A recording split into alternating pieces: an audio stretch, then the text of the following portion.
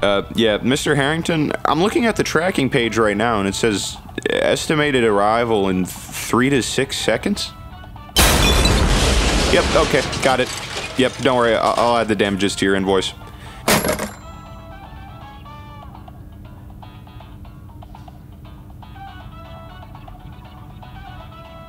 Oh, hi again. Welcome back. How have you been? How's the wife? Oh, me? You know, still kicking. Okay, let's see what we got here. Oh my god. Is this the laptop? Well, you might be wondering why I'm excited about the gray brick in front of me. Well, reviewer, this is a Dell Latitude D830. The laptop. That's right, the laptop. Why is this the laptop, you might ask? You probably weren't asking that, but let me tell you anyway. How about a little history lesson to get us acquainted with this thing? Alright, this laptop is part of the Latitude lineup of Dell's flagship business laptops. This line was first introduced in 1994 as a competitor to the popular IBM ThinkPad line of business notebooks. But as most tech product lines back then, nothing made sense. What the f*** is an XPI? Okay, the first consistent set of laptops in this line hit the mainstream were the C and D series, the latter of which is where this laptop stems from. If you were in an office or school during this time that had laptops, chances are you've probably seen one of these alongside others like HP's EliteBook laptops and Toshiba's Tecra and Satellite models. These things, the D series especially, littered the early to mid-2000s with their, at the time, thin and light form factor. Oh yeah, thin and light, alright. Many of these laptops shared similarities with Dell's other lines of Inspiron and Precision notebooks in that they were built to last. These things are tanks. Okay, back onto this laptop. The D830 was released in 2007 as a successor to the D820. Creative naming scheme, I know. As it was a business laptop, it came customizable from the factory with configurations being specified upon order. This one was available with Intel's popular Core 2 Duo processor. You had the option of Intel's integrated GMA graphics, or you could add on a sick top-of-the-line NVIDIA Quadro card. I mean, just look at those frame rates. RAM was available in configurations of 512 megabytes up to 4 gigabytes, which you might want if you were to opt into Microsoft's newly released Windows Vista being pre-installed in your machine.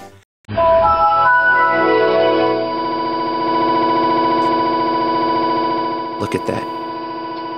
Peak performance. This laptop was available from Dell with the T7000 line of these processors, which makes this one here a bit of an oddity. It has none of the processors listed in the spec sheets available online. According to the processor's CPU ID, it's actually a Core 2 Duo T9300 clocked at 2.5 GHz. If I had to guess, I'd say there's the possibility that this is an aftermarket upgrade as the CPU is socketed on the motherboard. Okay, small little correction. Turns out that later models of the D830 did come with later Penryn processors like the T9300, but it's very hard to find any information about these models other than from a few websites that I found like IndiaReviewChannel.com. But from what I've heard, this processor is nothing out of the ordinary for this laptop. So besides that, what makes this machine special? It's a standard machine running Windows XP that can almost run modern web pages at a speed that doesn't make me want to gouge my eyeballs out. What is so cool about this machine? And to that I say, nothing. That's the point. There's nothing special about this laptop. At least, not if you look at it right now. See, this laptop has a special place in my heart. One of the first laptops I ever owned was a Latitude. Granted, it wasn't this one. But I have great memories of these computers.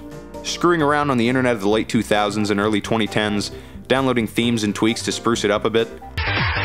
Peak performance! This computer exists to me as a childhood memory. It's plain, but so are all the other accessible computers to me at the time. It's charming in a way. It's also kind of a sign of the technological advancement at the time. The Latitude D830, which this laptop comes from, was Dell's first widescreen notebook. Isn't that crazy? The first widescreen notebook to come from Dell was in 2004. While this laptop came out towards the stagnation and innovation towards business computers and laptops in general, it's part of a lineage of new things. It's also a sign of times lost.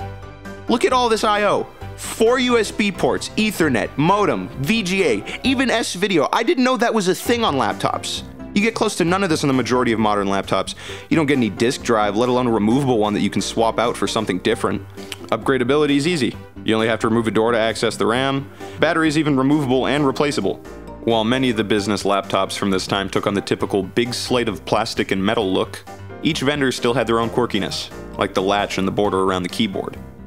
Stuff like this really is a product of its time. Whether it be then or now, we're so caught up with the cutting edge to the point that we forget what got us here. That's what this laptop is. An item so common, yet so easily forgettable. When we moved on to the next big thing, these got thrown out in bulk by offices and schools to make room for whatever improvement was coming in next. So for that, I'd like to raise a toast to the D830. An ode to the average. Hey, give me that. No drinking on the job. Get back to work.